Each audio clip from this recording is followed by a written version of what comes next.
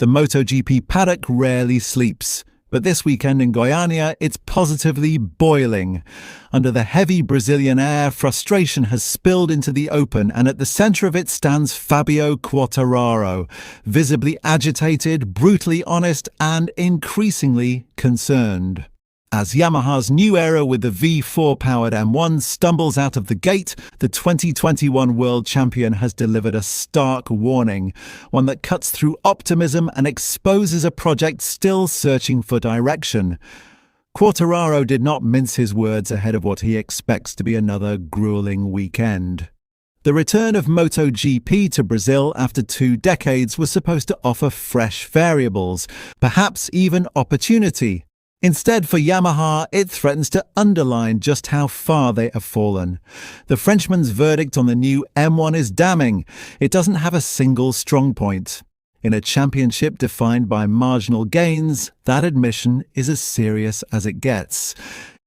Yamaha's aggressive winter overhaul, most notably the switch to a V4 engine configuration, was meant to reset its competitive trajectory. Instead, the early signs suggest a project still deep in its infancy.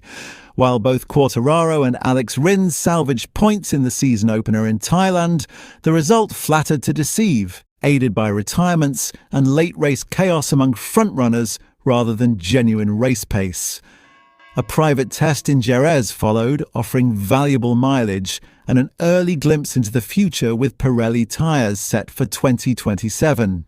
Yet from Quartararo's perspective, it changed very little. The underlying issues remained stubbornly intact, and perhaps more concerningly, not fully understood. The feedback from all Yamaha riders is the same, he explained. There's not a single area where we feel strong. It's a rare moment of unified concern across a factory lineup, and a clear indication that the problem is systemic, not situational. Crucially, Quartararo dismissed the idea that an unfamiliar circuit like Goiânia could level the playing field. His response was blunt. No, any track will be difficult for us. That lack of adaptability highlights a deeper issue. This isn't about track characteristics, but about the fundamental DNA of the bike. From a technical standpoint, 2 weaknesses stand out: engine performance and front-end feel. The V4 engine, while theoretically offering greater peak power and parity with rivals, has yet to deliver a tangible advantage. Worse still, it appears to have compromised one of Yamaha's historical strengths: cornering confidence. For Quartararo, this is particularly damaging. His exceptional qualifying performances in previous seasons, securing 4 pole positions last year, despite Yamaha's struggles, were built on his ability to push the front tyre to its absolute limit. That connection is now missing. Before, I could make the difference in qualifying by pushing to the maximum, he admitted. Now we don't understand the front at all. This uncertainty at the front end doesn't just affect outright speed. It erodes rider confidence, making it nearly impossible to extract peak performance over a single lap or manage tyre wear over race distance.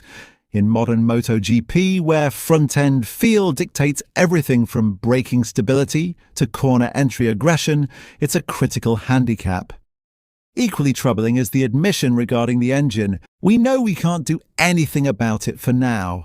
That suggests homologation constraints or development limitations are locking Yamaha into a package that is not yet competitive. A dangerous position in a fast-moving championship. The bigger picture is clear. Yamaha are not just lacking performance, they are lacking identity. Rivals like Ducati have built dominance on power and efficiency, while others like Aprilia and KTM have carved out distinct technical strengths. Yamaha, by contrast, appear to be in a transitional void, having abandoned their inline-4 heritage without yet mastering the V4 philosophy. Inside the garage, the tension is palpable. Engineers are searching for answers, riders are searching for confidence, and time is not on their side. Quartararo's outburst is not merely frustration, it's a signal flare. If Goiânia confirms what Thailand suggested, Yamaha's 2026 campaign could quickly shift from recovery to crisis management. And unless progress arrives soon, the question will no longer be how they return to the front, but how long their lead rider is willing to wait. What makes the situation even more delicate is the psychological toll this ongoing struggle is beginning to take on Fabio Quartararo. Known for his composure and precision, the Frenchman now finds himself repeatedly riding beyond the natural limits of a machine that offers little feedback in return. In elite sport, confidence is currency, and right now Yamaha's leading rider is spending far more than he is earning back. Inside the Yamaha garage, the urgency is unmistakable. Engineers are working through vast amounts of data, yet the direction forward remains blurred.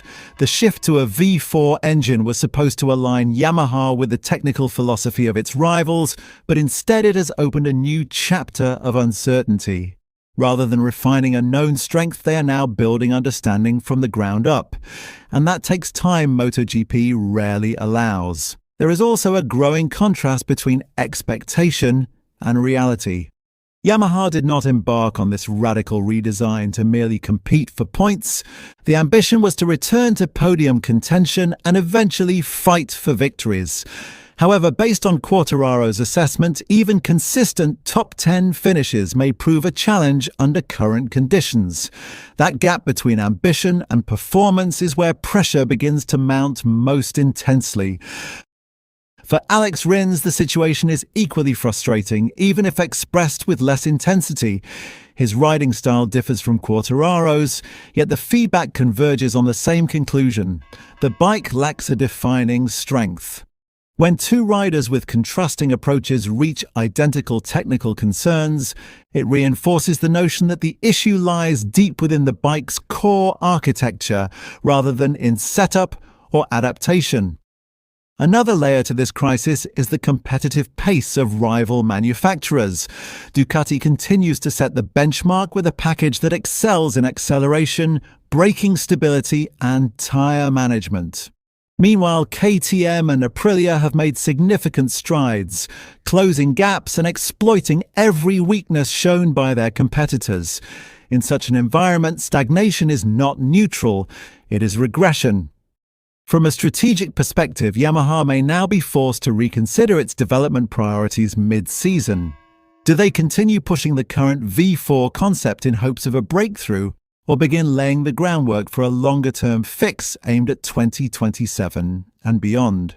The limited ability to adjust engine characteristics mid-season only complicates that decision, placing even greater emphasis on chassis development and electronic refinement.